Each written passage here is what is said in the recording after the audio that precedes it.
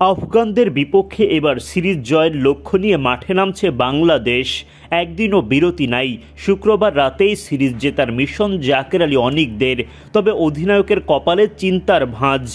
নিজে ফর্মে নেই, দলের মিডল অর্ডারও টালমাটাল। সমস্যা সমাধানে কি ফেরানো হবে তাওহিদ হৃদয়কে, নাকি সেরা একাদশ নিয়ে অন্য ভাবনা?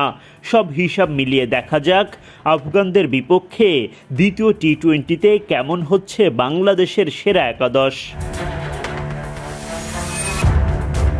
এশিয়া কাপের পর আবারও ছন্দে পারভেজ ইমন তানজিদ তামিম জুটি।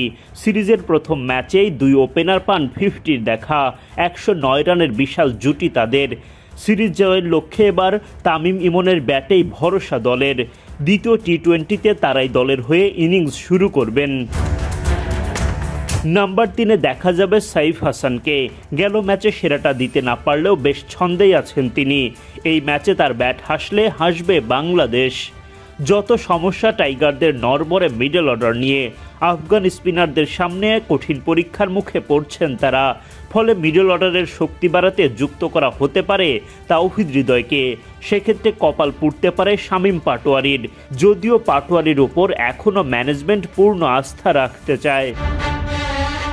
ব্যাট হাতে বাজে সময় কাটানো জাকের আলী অনিক যথারীতি দায়িত্ব পালন করবেন ফিনিশারের।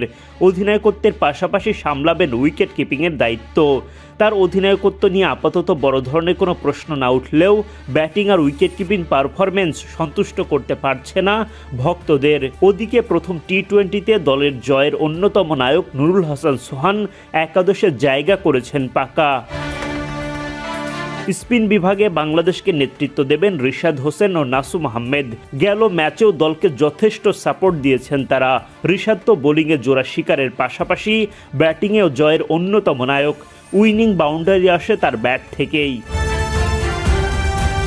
পেস ইউনিটে বরাবরের মতোই থাকছেন মুস্তাফিজুর রহমান, তাসকিন আহমেদরা। গতি, কাটার, স্লোয়ারে আফগান ব্যাটারদের কাবু করবেন তারা।